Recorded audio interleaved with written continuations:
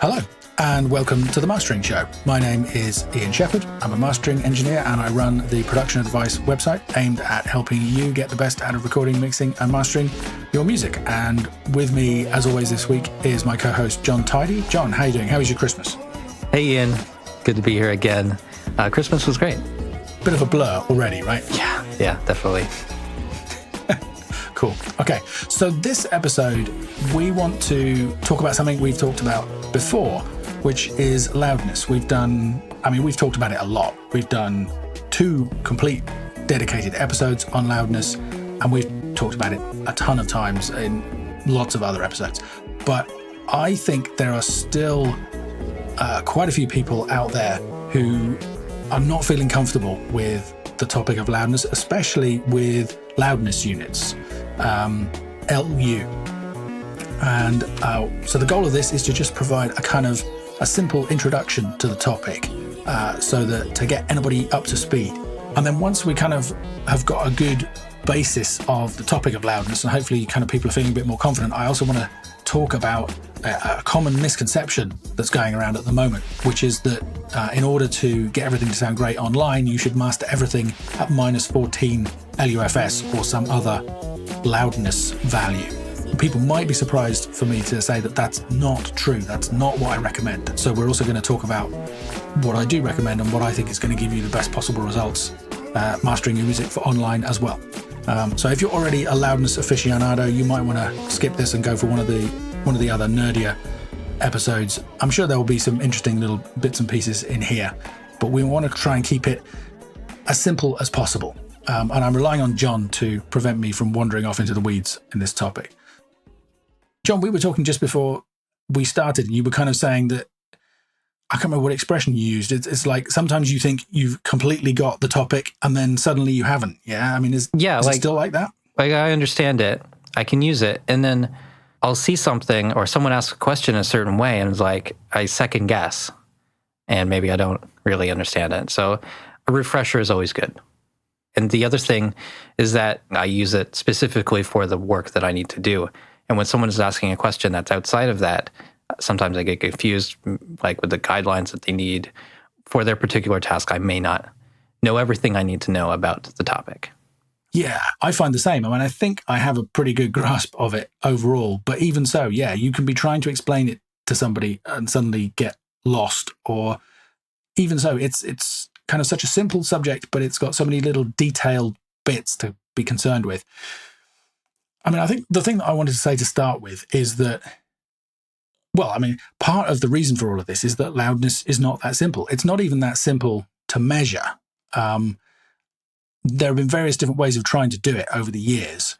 And I think the one thing we can say is that the peak meter that your DAW displays, pretty much every DAW ever, every digital recording system has had a peak meter, and those are pretty much useless for giving you any information about loudness.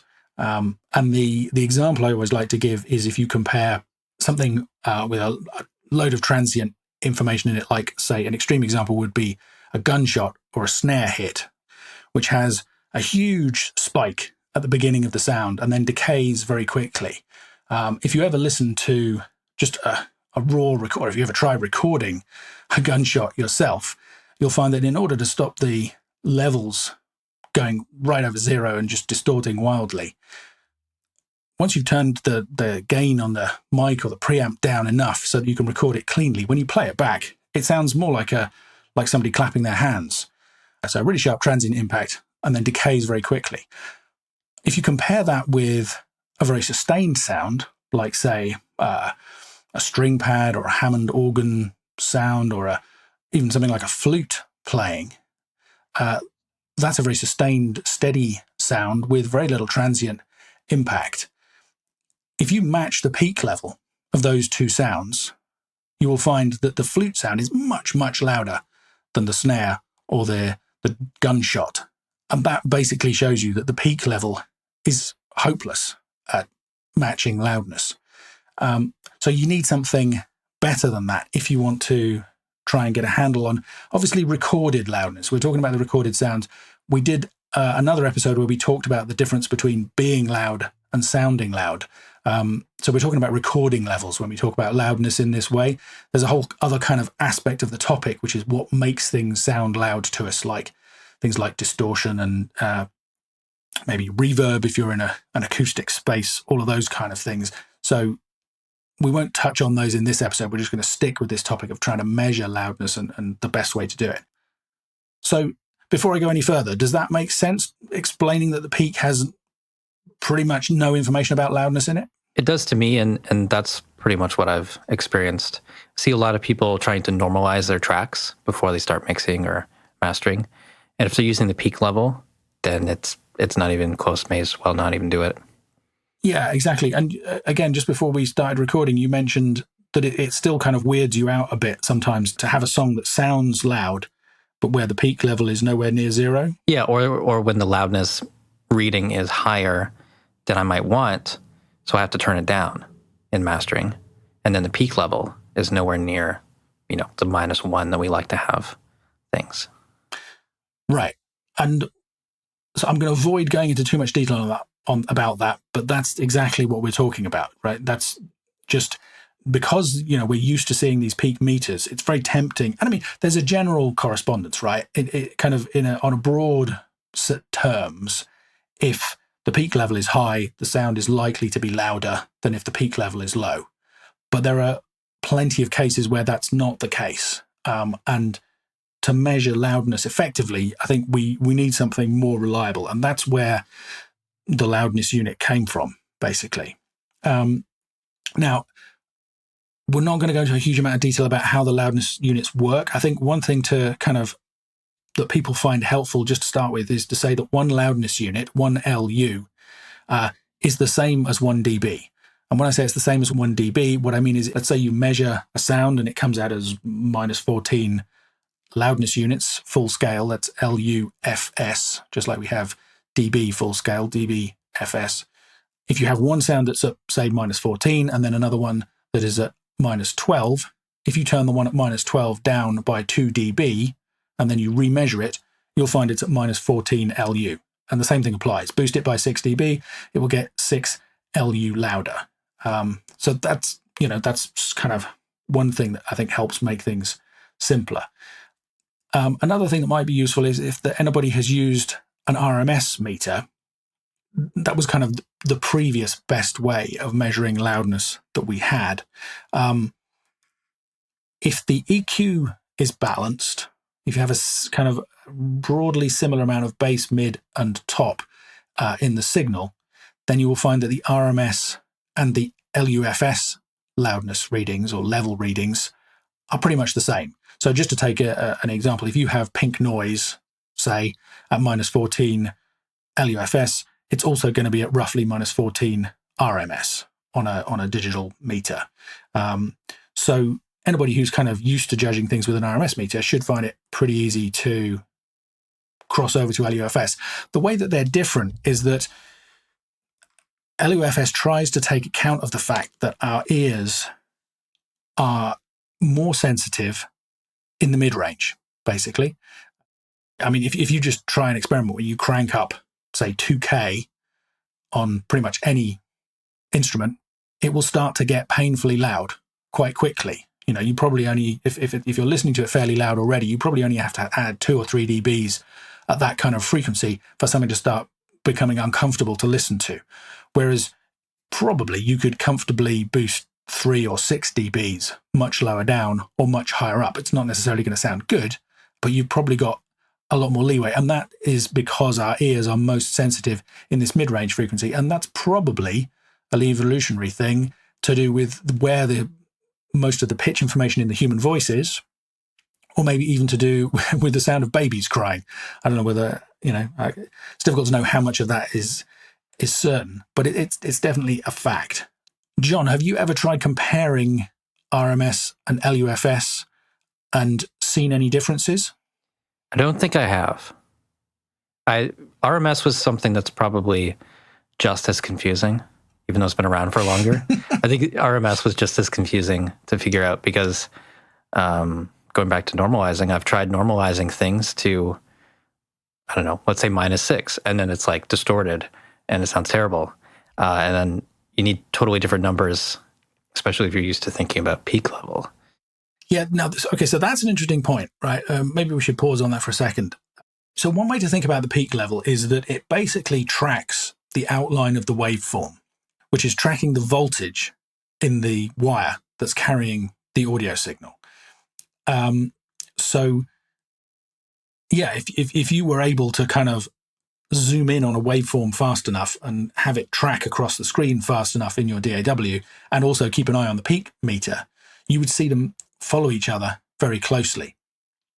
Whereas if you look at either LUFS, loudness units, or RMS on a meter, you'll see something very different. The meters tend to move much more slowly, and they tend to be low, or they are almost always lower. The only exception to that is a pure sine wave. So if you looked at an RMS meter or a loudness unit meter, an LUFS meter, those measurements look very different. They move more slowly, they move more smoothly than the peak reading, and they tend to be much lower. And that's because they are designed to measure something that's closer to the power of the music rather than the peak voltage level that's happening in the wire. So it's just one of those things that the RMS and the LUFS levels tend to be lower than the peak levels. So yeah, I mean, I agree. It's confusing in the first place because you have two different numbers, both of which are supposed to be measuring the level of your audio. So that's the difference between the loudness units or the RMS measurements of a piece of audio at the peak level. But if you compared RMS with LUFS, you'd see a more subtle difference. I mean, I said that they tend to be similar when the EQ balance is similar. And that's, like I say, because the loudness units are trying to take the different sensitivities of our ears at different frequencies into account. So just to take an example, if you had a sound that has lots and lots of bass and you measure it with an RMS meter and an LUFS meter, the RMS meter will read higher because the RMS meter is not compensating for the sensitivity of our ears, whereas the LUFS meter is. And because our ears are more sensitive in the mid-range, they are less sensitive to bass. So that an LUFS meter will read lower for the same signal when it's got proportionally more bass in it. If you turn it around the other way, if you have a sound that has lots and lots of mid-range content, an LUFS meter will read higher than the RMS meter on the same thing, because the RMS meter is just working on the kind of the raw voltage, if you like, in the original audio signal, whereas the LUFS meter is trying to compensate for the way that our ears hear the sound. And that's why they're valuable. Anybody who's used a traditional needle-style VU meter will know that if you have something with lots of bass content, very often the needles will peg, even though the levels are roughly where you want them to be. And that's because a VU meter is even more sensitive to bass than an RMS meter, but it's the same thing. And that, so it's not a case that one is better than the other. It's just that the LUFS meter, in my experience, is more useful. Let's say you measure the overall loudness of two songs. They might sound the same to our ears, but one of them might have a lot more bass than the other. The RMS meter is going to tell you that that song is way louder than actually it kind of feels to us when we listen to it. Whereas the LUFS meter is going to take the fact that there's plenty of bass in it into account and give us an overall figure that is kind of matches what we hear more closely. How does that help? I think that makes sense. They're just to guide us. They're not really the rule, because the content actually matters. Even with the LUFS meter, it takes into account the mid-range sensitivity that we have, but our content could be the opposite of what we want for that. Maybe. Yeah, I mean, I think you're absolutely right. It's just another thing that is there to help us. And just like any meter, you have to learn how to read what it's telling you and to interpret it to a certain extent. Okay, so if you tried to use an LUFS meter to balance the level of a synth bass line with banjo. So short percussive sounds versus probably a longer sustained high RMS sort of tone. High RMS. Probably and distorted very deep tone versus thin, plucky, clean sound. Exactly. I haven't tried that experiment. That might work, but it might not work. But there's no point in getting upset with the numbers if they don't match your ears because they're such different sounds. Yeah. You need to be comparing like with like. And that's why I always say if you have a balanced EQ, I mean, anybody who's listened to any episodes of the show knows that getting a balanced EQ response is a huge part of mastering. It's just as important as getting the loudness right. So it kind of goes without saying. But yeah, in my experience with a well-balanced master, LUFS corresponds very well to what I hear with my ears. Like literally within, I'll match something by ear and then I'll measure it on an LUFS meter, and it's usually within half a dB in terms of the overall, the integrated reading that it's giving me. But that probably wouldn't be the case with the example I just gave, the banjo versus the synth bass. That I could imagine that not working as well. Let's pause for a second and I think all of this stuff is hard to understand in theory. And another thing that people say to me is that they like the idea of loudness units. They want to get involved in this stuff and they just really have no idea where to start. So I want to recommend, if you're a Mac user, there's a free application that you can download. We'll put a link to this in the show notes at themasteриngshow.com. It has a really snappy name, which is R128X-GUI. GUI stands for Graphical User Interface. This is a free piece of software that's kind of a community-driven piece of software. Like lots of these things, the first versions you have to use by kind of typing commands into the terminal in the computer. It's pretty unfriendly from a user's point of view. But this version, R128X-GUI, does have, you run it and you have a window. And you basically just drag your files in and it will measure the loudness for you. And it tells you the program loudness, which is the integrated loudness, which is an overall loudness figure for the whole file. It tells you the true peak level, which is basically the peak level, the maximum peak level that is reached by the file. True peak is just an oversampled version of normal peak level that we're all used to, so it's even more accurate. And it tells you the loudness range, which loudness range is an attempt to give you an idea of the contrast between the loud and the quiet sections. I don't find it fantastically useful for music, so I think we'll kind of put that to one side for now. But if anybody wants to download that and just try dragging a load of files in and then listening to them and thinking, well, how does that number correspond with what I'm hearing? That's a pretty good way to get started and get an idea of how these loudness figures work. It's also available on PC, but I'm not sure if there's a version with the actual user interface that I mentioned. But there are plenty of other.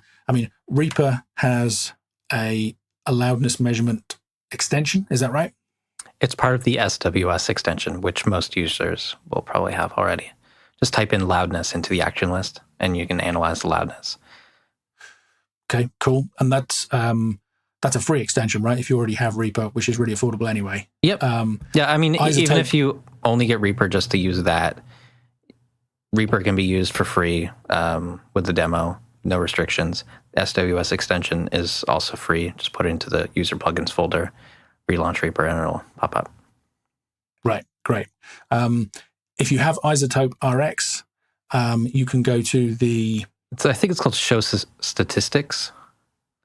Something like that. Waveform statistics. Yeah. That's right. Yeah, it's a menu item at the top. There's a loudness module, but the waveform statistics kind of gives you all kinds of interesting stuff. Well, I find it interesting. It's not interesting, Ian. No, okay, but it is the integrated loudness number. Exactly, which is what you're looking for. Integrated loudness, program loudness. That's an overall loudness value for the whole track. Are those interchangeable terms? Program and integrated? Great question. As far as I'm aware, they are, yes. There may be a subtle distinction between the two. I usually talk about integrated loudness. I'm mentioning program loudness because that's what it's called in this free app that I just said. Most applications say integrated loudness. Okay. And you can get the same thing if you have a loudness and LUFS meter. And lots of DAWs now have it. The latest versions of Pro Tools have it. Cubase has it. Logic has a loudness meter. Does Reaper have a loudness meter built in? No, just in the extension. there's a chink in Reaper's armor. Sorry. There's probably a plugin, but there's so many other like third-party ones that I already have. Absolutely. I mean, there's a ton of really affordable ones. There are commercial ones like the Lcast that meter plugs make. There are plenty of loudness meters out there, and you can get the integrated loudness from any of those just by inserting the plugin or calling up the meter and playing the music from beginning to end. That's what the program loudness or the integrated loudness gives you, is this overall figure. You'll see it moving around quite a bit to start with, and then it'll kind of probably settle down on a value after a while. It's just slower. The nice thing about having something like RX or the R128 application is that you can get those answers really, really quickly. When you've played with that for a little bit, the other thing that I would recommend then is to use that to match loudness, which is another question that I often get asked by people, which is, how do we match loudness? And the answer is just to adjust the level of the track that you're measuring once you know what it measures. So for example, if you put a file into one of these programs that we're talking about, and it tells you that the integrated loudness, the program loudness, is -14, and then you put another file in that reads -16, you can either turn the quieter file up by 2 dBs if there's enough headroom, if you can do that without causing clipping.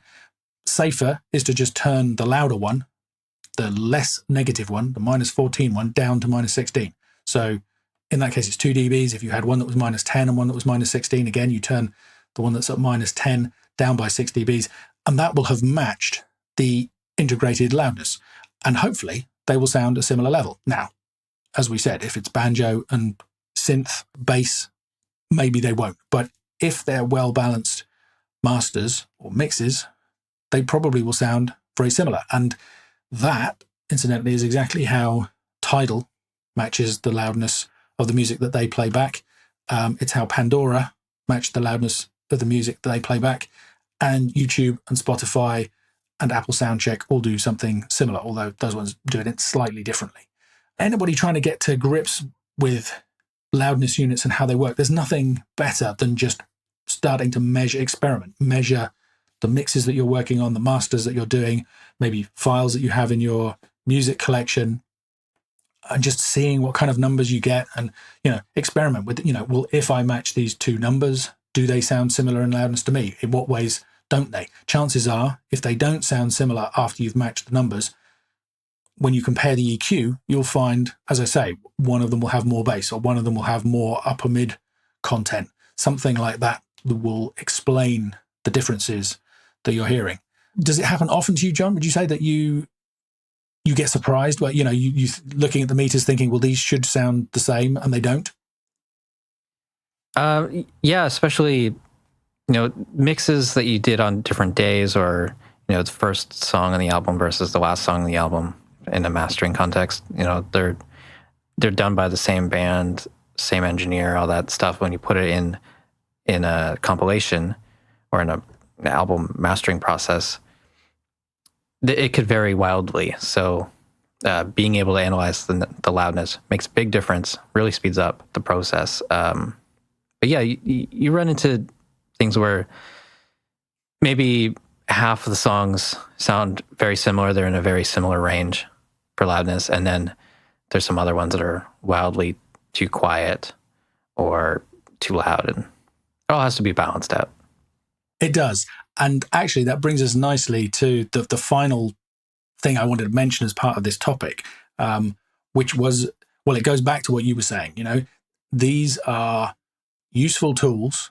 They're very helpful, but they're not infallible. And the one thing that almost certainly won't work for you is to try and master your music to hit a particular integrated loudness value. Lots of people now are aware of the fact that online streaming platforms like Spotify and YouTube and Pandora and Tidal are measuring the loudness of music and making it more consistent. Some of them turn quiet songs up, but all of them turn loud songs down. And lots of people know that the exact numbers vary and the exact methods vary from between different platforms. But as a rule of thumb, a lot of them are hovering around the -14 LUFS level. So if you slap a loudness meter onto the output of one of these platforms and let it run, check back in about 10 or 15 minutes, you'll probably find the meters hovering somewhere around -14. Particularly YouTube, Spotify, and Tidal, they're all very close to that. Now, the mistake that I see people making is to think that that means that they should master all of their music at -14 LUFS. And that's not true. And to understand why that's not true, you have to think about what the integrated loudness actually is. So let's imagine two different songs. One of them is a straight ahead heavy rock song. Basically, I'm thinking something like Back in Black by AC/DC. It's pretty much, it's a great track, but it's basically one thing, start to end. Same riff, same beat, whole thing, just, kind of hammering through beginning to end. If you put a loudness meter on that and measure it and watch the short-term loudness, there's three kinds of loudness measurement, which is another thing that people get confused by. We've talked about the integrated loudness, which is this kind of overall number that you get at the end of a song, or if you measure a whole file. There's the momentary loudness, which is very fast, changes very rapidly. And there's the short-term loudness, which is kind of similar to the RMS readings that we were talking about, or what a VU meter might give you. It still responds to the music. You'll still see it bounce up and down, kind of depending on what the music that you're hearing is doing, whereas the integrated loudness kind of settles after a while to pretty much constant value.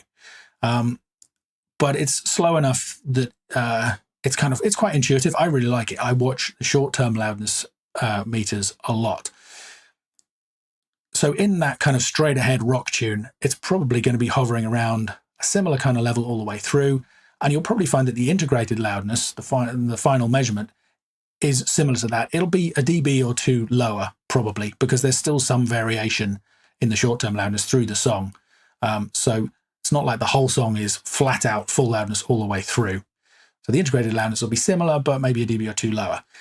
But now if you think of something like Stairway to Heaven, it's kind of the classic example of a song that just builds slowly throughout the whole thing, just gets louder and louder and louder and louder and louder. If you measure the short-term loudness of that song, you're going to see a gradual increase, reflecting that increase of loudness all the way through.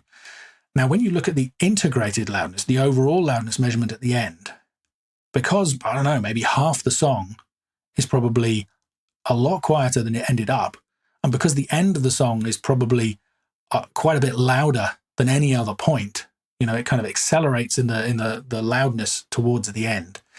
The integrated loudness is going to be much more than 1 or 2 dBs lower than that maximum short-term loudness. It's a kind of an average value, if you like, over the whole song. So it's probably going to be 3, 4, 5. I should probably do this measurement and check it out. In fact, maybe I'll do that and stick it in the show notes. Yeah, the integrated loudness of that song, the overall reading is going to be a lot lower. I'll pause for a second. Does that make sense if I explained that clearly enough? The integrated loudness is going to be a lower value because it takes into account both the loud part at the end of the song and the long build-up leading up to it. And the short term is doing the last few seconds of whatever was just playing. Right. And the integrated value will be somewhere in between those. Whereas for something like Back in Black, where it's pretty much a similar loudness all the way through, the short-term loudness and the integrated loudness are probably going to be quite similar because there's a lot less variety. Now, if we imagine, just for the sake of argument, that actually the integrated loudness of those two songs ends up being the same. If you just look at those integrated loudness values, you might think, well, those two songs are going to sound equally loud and are going to sound pretty much similar. Mm-hmm. You'd be completely wrong because the integrated loudness, or you might be completely wrong because the integrated loudness tells us none of those details about the internal dynamics of those songs. You can't tell just by looking at the raw integrated loudness whether you've got a song that was a similar loudness all the way through or one that had a slow build all the way through. And if you put those two next to each other on a compilation, it might be that they work fine. But I would be surprised.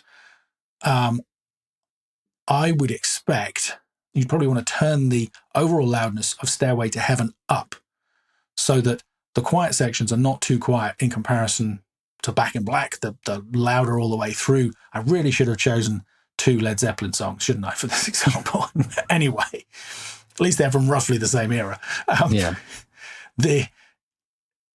In order for the quiet sections of Stairway to Heaven to not just kind of disappear after listening to Back in Black, say, you probably want to have the loudness of that higher than you might expect just by looking at the raw numbers.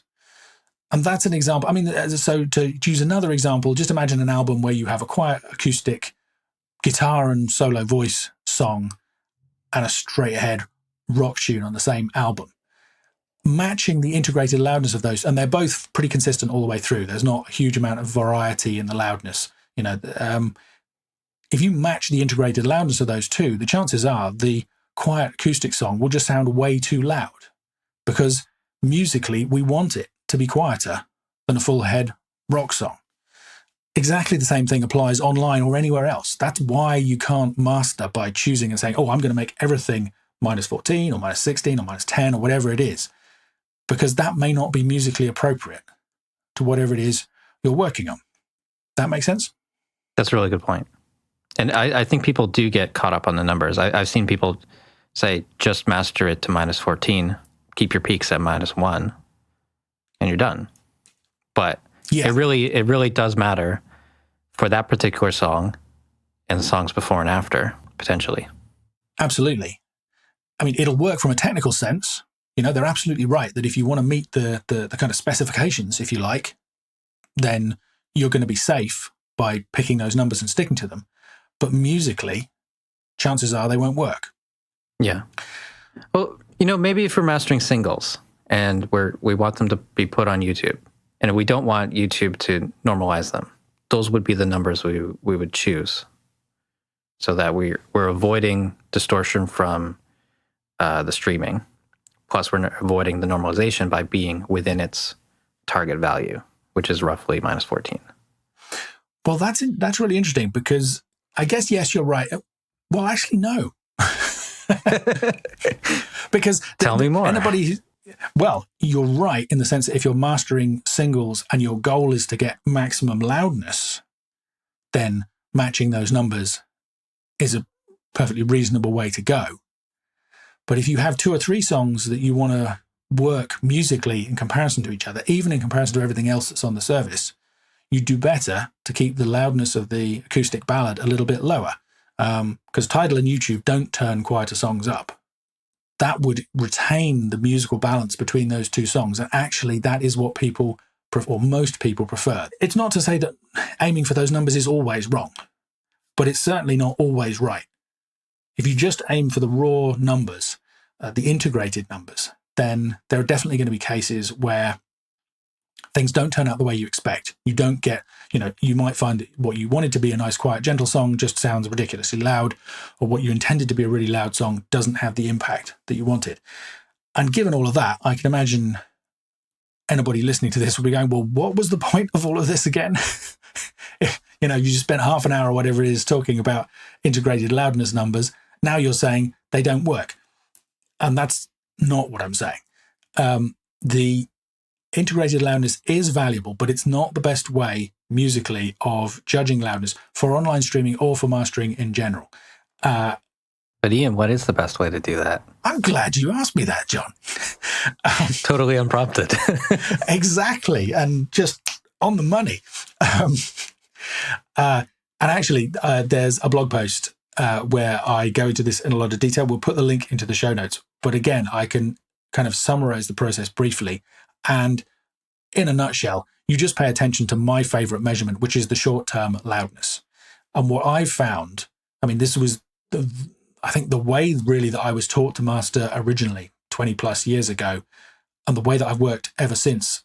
Also, it works musically and artistically, and it also works for the online streaming platforms, is just to watch the short-term loudness and make sure that the loudest moments of all of the songs that you're working on are consistent.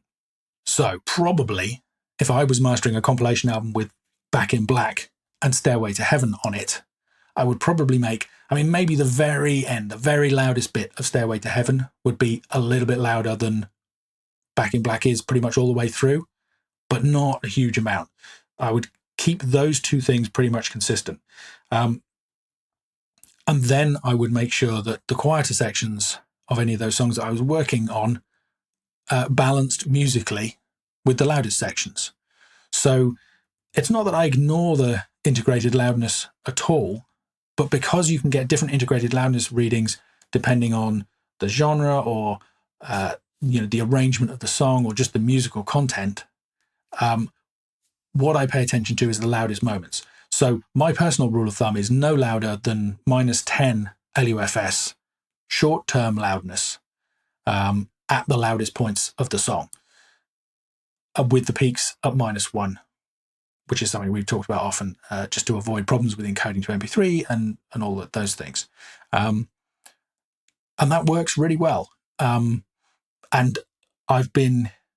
the great thing, for me as somebody who's kind of somewhat obsessed with the whole loudness war issue and loudness in general, 2 or 3 years ago, I'd be saying some of this stuff and people would just be kind of looking at me blankly and going, why do I care about this? Whereas now things have changed. Every day online, I'm seeing people asking, how loud should things be online? And you see somebody come in with just hit -14 LUFS.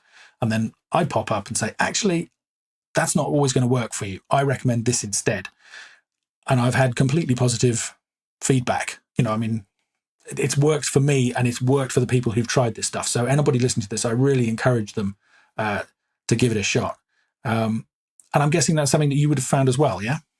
Yeah, absolutely. I feel like this has kind of made mastering easier in a little bit, but it's easier to get a consistent level between songs and to know what it's going to sound like when it's streaming by taking advice from the meters and things like that. So it's definitely helped. I was going to ask you if it's seems like it's made mastering a little bit easier. I think getting the balances right between songs. Without this, it's been a challenge. Yeah, well, it's hard for me to say whether it's made it easier or not, because the first thing I was taught as a mastering engineer was to use a VU meter to judge the loudness. And the great thing about a VU meter, which, like I say, is the old-fashioned needle-style meters, they kind of show RMS level. It's not exactly the same, but that's the kind of thing they show. So the great thing about a VU meter is that you only have 3 dB available above the ideal point. So where you're trying to get your loudness to, if you go more than 3 dB above that, you've pegged the meters, right?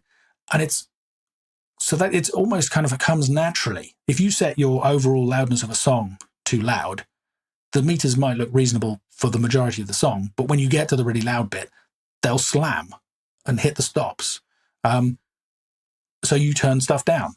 Nobody's kind of specifically said to me, make sure the loudest moments are matched. That's something I've kind of realized over the years that I've done. But it's almost, if you're using a VU meter the way it's meant to be used, in the sense that you don't peg it, it's almost a natural consequence that you end up doing what I'm describing here, which is making sure that because a VU meter is kind of showing you the short-term loudness, it's similar. You just naturally don't let it go too high. But on the other hand, chances are you want it to be up near the top of the scale for the loudest sections, because that's what feels right. That's what works musically. So, yeah, I've been doing it ever since. I still use VU meters. Anybody who listens to the show regularly will know that. And I would still recommend, there's my favorite VU meter plugin is the Klanghelm Vumpt VUMT, and we can put a link to that in the show notes. I still like using a VU meter along with a short-term loudness meter and my own plugins. But what I can say is this is one of the first things that I teach on the Home Mastering Masterclass course. Well over 1,000 people have taken that now, and person after person has told me it's one of the most valuable things that they've learned from the course, is this idea of calibrating a loudness meter and using it to judge how loud the loudest moments are, and then judging everything else musically. One thing to say is that sometimes you'll get a mix where you kind of follow this rule and you make the loudest sections read -10 on your short-term loudness meter, or however you're going to judge it. And then when it gets to the verse, suddenly the verse sounds too quiet. That's not a signal that you need to turn the whole song up. That could be a signal that either you need to go back to the mix and rethink the dynamic structure of the whole song, or often in mastering, you don't have that option. That's the kind of time where I might use a little bit of automation to just inch up the loudness of the verse a dB or two so that it feels right musically. Or maybe you need to use a bit more compression on the loud sections to kind of hold everything together a bit.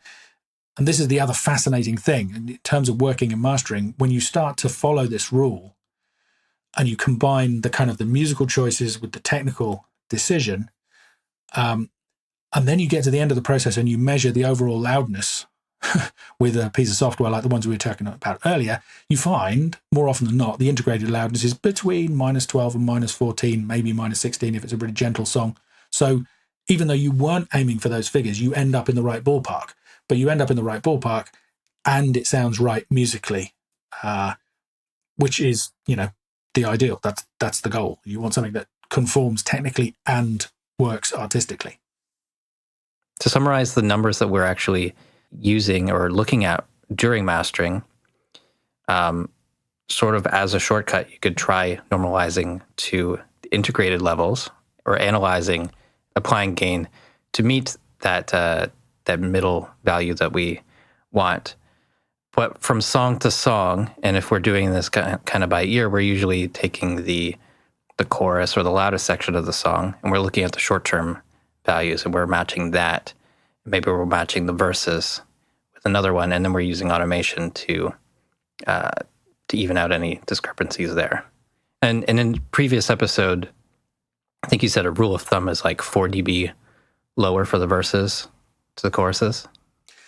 That kind of ballpark, yeah. That's also tends to be the kind of difference you hear between the louder and softer sounds on an album, out of interest. The other thing you can do, we can cut this out if it's too confusing, is use the integrated loudness but on short sections.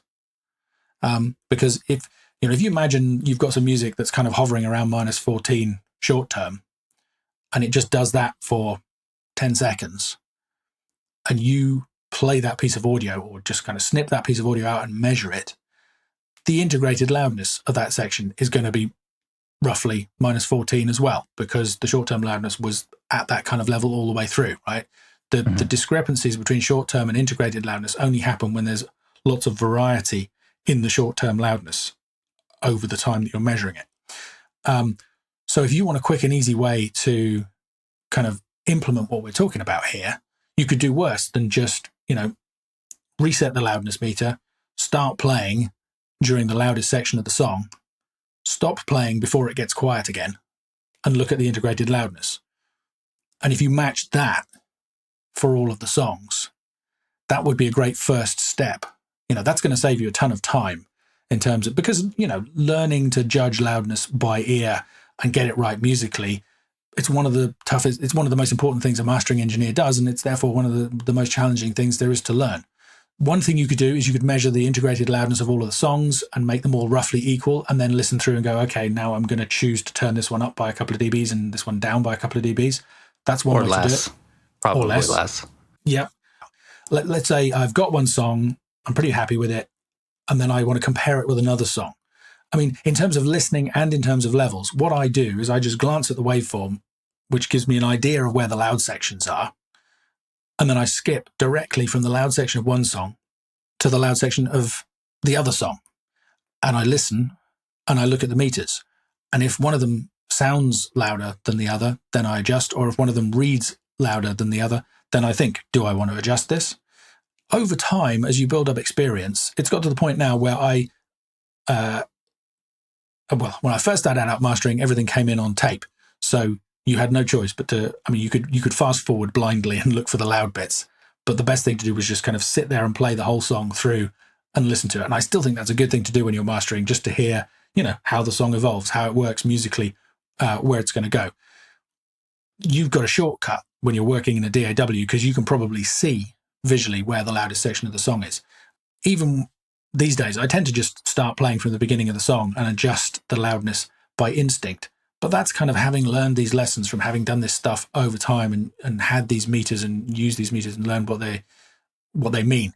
If somebody's just getting started on this, a great tip is to jump to the loudest section, play it back, listen to it, and take a reading of the meters. And short-term integrated, they'll be similar, providing the loudness is fairly constant.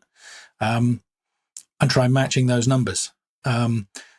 And the interesting thing is, like I say, the integrated loudnesses tend to fall out in that case. Like if I measure a single loud song, the integrated loudness might be as high as -10, -11, if it's really loud all the way through. If I take another song where the loudest section is up at -10, but it's more varied, then the integrated loudness might be -12, or it might be -14, or even as low as -16. But all of those are going to work musically online. Or on a CD. Or on a CD, absolutely. The nice thing for me is I haven't had to change anything. I'm now offering these guidelines as recommendations for people who want to achieve stuff on online streaming services, because that's the question that everybody's asking me. But it's the same advice as it always was. It was the same advice as when there were no online streaming platforms. And it was the same advice. It was what I was told to do when I was a trainee. That's the good thing, is that the numbers that we have on the streaming services now, I mean, you could argue that maybe there should be a couple of dBs lower, and maybe over time there will be. That'll help things work on a wider range of musical styles like classical and film music and all the rest of it.